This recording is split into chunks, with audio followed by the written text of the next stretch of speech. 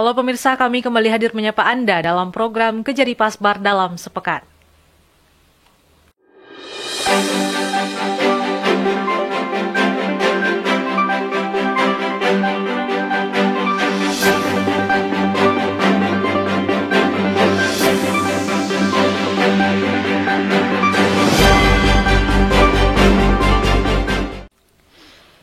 Pemirsa, uang gratifikasi pada proyek pembangunan gedung Rumah Sakit Umum Daerah Pasaman Barat sebesar 3,8 miliar rupiah dikembalikan oleh tersangka AM.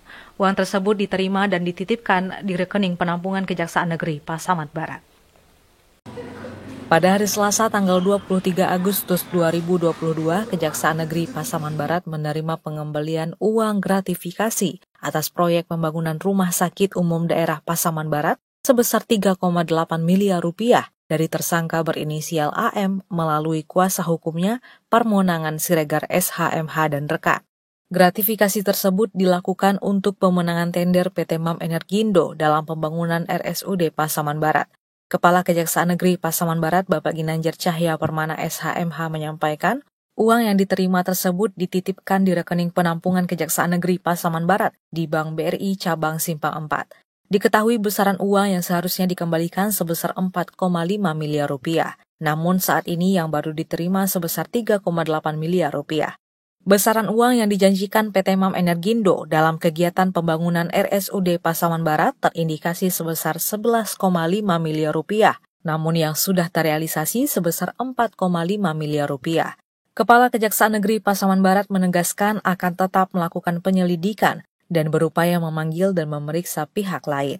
Dalam pembangunan gedung RSUD Pasaman Barat diperkirakan kerugian negara kurang lebih sebesar 20 miliar rupiah. Tim penyidik Kejaksaan Negeri Pasaman Barat masih menunggu etikat baik dari para tersangka untuk mengembalikan kerugian negara tersebut. Apabila tidak ada etikat baik dari tersangka, maka pihak kejaksaan akan melakukan penyitaan terhadap aset yang ada, baik bergerak maupun tidak bergerak. Assalamualaikum warahmatullahi wabarakatuh. Salam sejahtera bagi kita semua. Pertama-tama saya ingin mengucapkan terima kasih yang sebesar-besarnya bagi teman-teman wartawan yang pada hari ini hadir, yang terus mengikuti proses penyidikan kami, khususnya RSUD dugaan tindak pidana korupsi pada RSUD Kabupaten Pasaman Barat tahun anggaran 2018 sampai dengan tahun 2020. Adapun perkembangan penyidikan pada saat ini seperti yang kita ketahui bersama bahwa kita sudah menetapkan 7 tersangka sebagaimana yang kita sudah sampaikan, dan adapun perkembangan pada hari ini ada tersangka, salah satu tersangka dari yang kita sudah tetapkan itu atas nama AM. Tadi pada hari ini, pada hari Selasa tanggal 23 Agustus 2022 pada pukul 11 WIB bertempat di Kejaksaan Negeri Pasaman Barat. Perwakilan dari pihak keluarga atas nama AM beserta dengan penasihat hukumnya menyerahkan pengembalian hasil dari suap ataupun gratifikasi, yaitu sebagaimana yang kita ketahui bersama bahwa 4,5 miliar.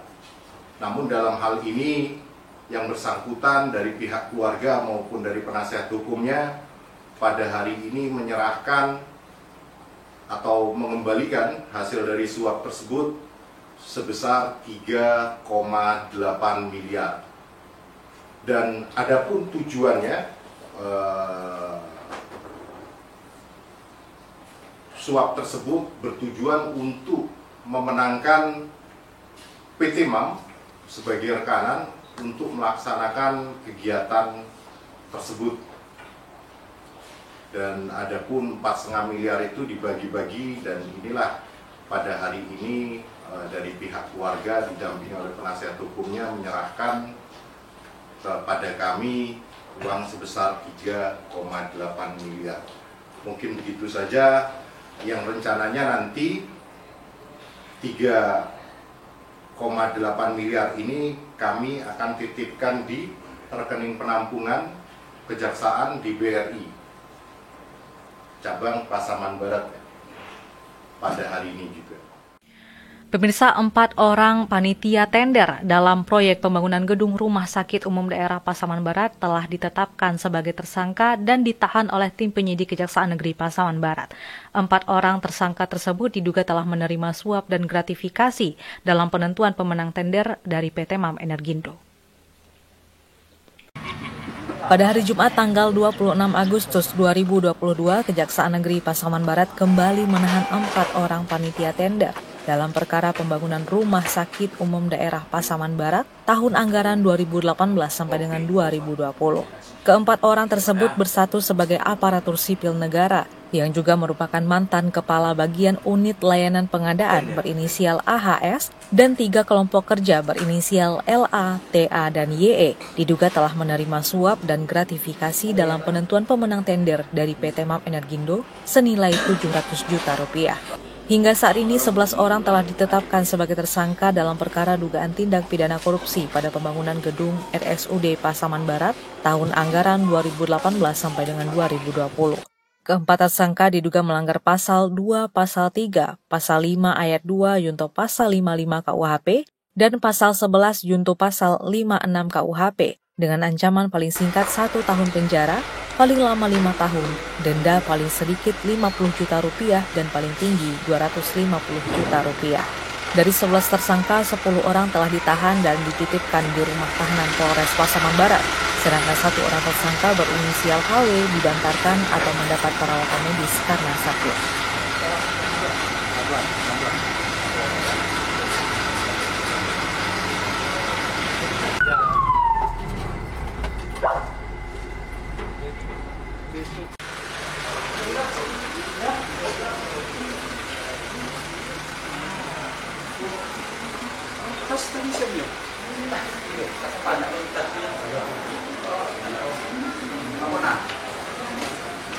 Asis. Udah dilabur sama kasat tadi.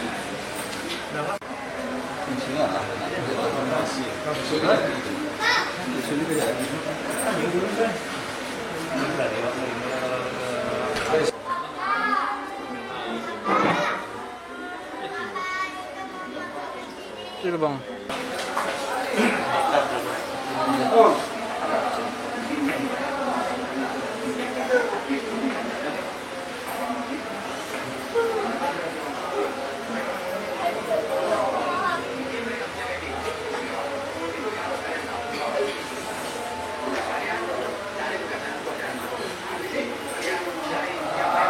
Selanjutnya, pemirsa, Kejaksaan Negeri Pasaman Barat memberikan pemahaman hukum terhadap para siswa atau pelajar di Pasaman Barat dalam program Jaksa Masuk Sekolah. 4 sekolah di Pasaman Barat telah dikunjungi demi mewujudkan inovasi dan komitmen kejaksaan melalui program tersebut. Kejaksaan Negeri Pasaman Barat mendatangi 4 sekolah guna memberikan pemahaman hukum kepada siswa sejak dini dengan program Jaksa Masuk Sekolah. Kepala Seksi Intelijen Kejaksaan Negeri Pasaman Barat, Bapak Elianto SH menyampaikan, selama tahun 2022, Kejaksaan Negeri Pasaman Barat telah mengunjungi 4 sekolah dengan program Jaksa Masuk Sekolah ini, di antaranya SMA Negeri 2 Pasaman, SMA Negeri 1 Pasaman, SMK Negeri 1 Pasaman, dan SMA Al-Istiqomah. Dalam program tersebut telah diberikan edukasi dan pemahaman kepada para siswa tentang tindak pidana narkotika dan tentang tindak pidana perlindungan anak, serta persoalan hukum lainnya. Program Jaksa Masuk Sekolah merupakan program Kejaksaan Agung Republik Indonesia dan jajaran Korps Adiaksa di seluruh wilayah Indonesia yang lahir berdasarkan keputusan Jaksa Agung Republik Indonesia nomor 180.A/JA/11/2015 tanggal 18 November 2015 tentang Kejaksaan RI mencanangkan program Jaksa Masuk Sekolah atau JMS. Program tersebut merupakan inovasi dan komitmen Kejaksaan Republik Indonesia dalam meningkatkan kesadaran hukum kepada warga negara, khususnya masyarakat yang statusnya sebagai pelajar dan siswa, seperti siswa SD, SMP, hingga SMA. Bapak Elianto berharap dari kegiatan itu dapat dijadikan bahan pelajaran untuk memperluas wawasan para siswa dalam menambah pengetahuan, mengenalkan dan menanamkan nilai-nilai kejujuran bagi siswa sebagai penerus generasi bangsa.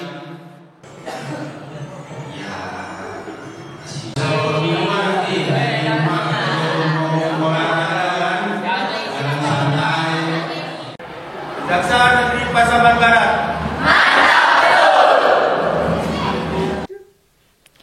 Baik pemirsa, berita tadi sekaligus mengakhiri perjumpaan kita pada hari ini. Saya Eris Agusrianda mewakili kerabat kerja yang bertugas mengucapkan terima kasih atas kebersamaan Anda. Jangan lupa untuk terus saksikan Kejadi Pasbar dalam sepekan setiap hari Senin di YouTube Kejaksaan Negeri Pasaman Barat. Sampai jumpa.